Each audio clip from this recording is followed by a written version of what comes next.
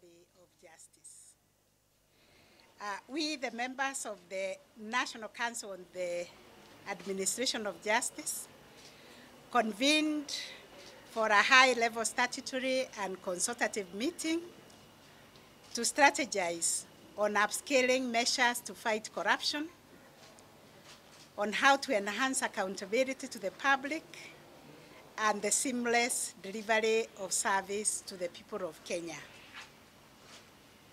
We have taken cognizance of the fact that we all collectively are bound to promote the constitutional values of accountability to the people of Kenya. We are also concerned that corruption persists as a complex national challenge and a sustainability threat, that corruption continues to compromise public institutions and to adversely impact on the service delivery and economic growth. Corruption also undermines accountability and erodes public confidence. We also appreciate that the justice sector plays a critical role in preventing, investigating, prosecuting, and adjudicating corruption cases. We also acknowledge that a large body of work has already been done to develop some policies, legal and administrative reforms on the fight against corruption, and to ensure that there is accountability in each of the agencies. Reaffirming the justice sector's resolve and continued commitment to scaling up efforts to combat corruption and reverse adverse impacts on the society. Noting that despite the series of the critical interventions undertaken to combat corruption, over time, the vice continues to evolve, hence the need for new approaches to address it. We therefore resolved to galvanize our collective efforts to provide strategic and focused leadership boldly and decisively in the fight against corruption. We resolved to prioritize systems and processes that will examine all the justice sector agencies and help them to identify corruption risk areas and to take remedial measures to seal opportunities for corruption. We will upscale digitization and automate processes within our institutions to secure efficiency, accountability, and seamless service delivery. We will collaborate to ensure automation of instant traffic fines to address traffic offenses and to ease the backlog of cases of traffic nature, and in particular to root out abuse of process within the justice sector. We will strengthen interagency collaboration and coordination to seal information and communication gaps within ourselves and facilitate the fight against corruption that thrives when each one of us is operating individually as a silo. We will strengthen the NCAJ to efficiently and effectively coordinate the justice sector in the fight against corruption, recognizing already the work that is being done by the Committee Against Corruption.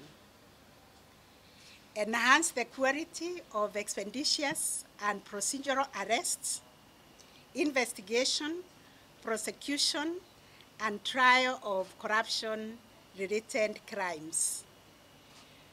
We will adopt efficient case management systems and prioritize hearing and determination of corruption and economic crimes cases, especially the cases in the Special Anti-Corruption Court.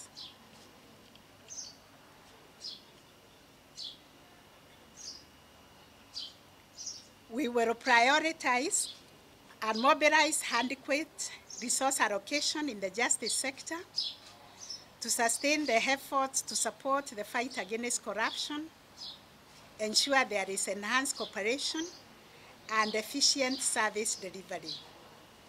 We will adopt and implement efficient case management systems across all the agencies.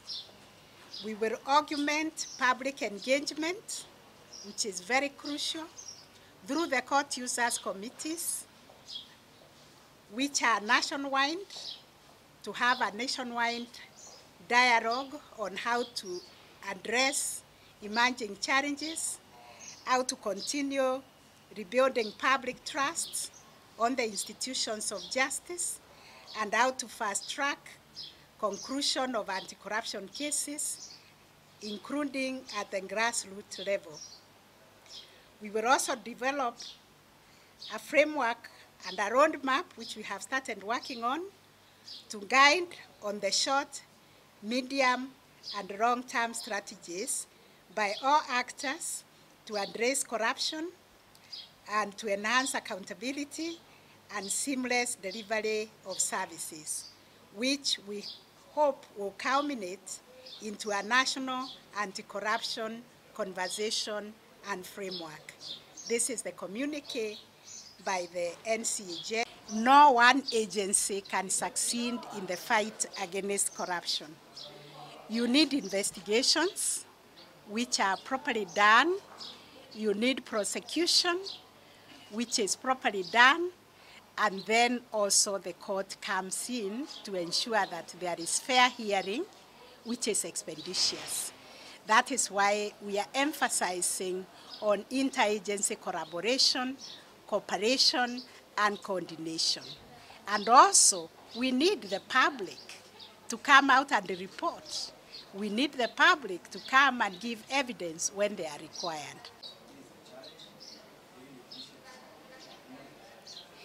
Yes, thank you. We acknowledge there is a shortage of judges, but I believe there are shortages everywhere, including at the office of the Attorney General. We have shortage of state counsel. We have shortage of prosecutors. But we can work with what we have at the time, for the time being, but work towards increasing the capacity. The judiciary, you know, the establishment for judges is 200. We only have 78, but we are recruiting. We are in the process of recruiting another 36 judges. So eventually, we will increase the capacity. But even before we increase the capacity, we can do the very best we can do with what we have by leveraging on support and collaboration from each other, and the support also to use the multi-door approaches to access to justice, including pre-bargaining, court-annexed mediation, AJS.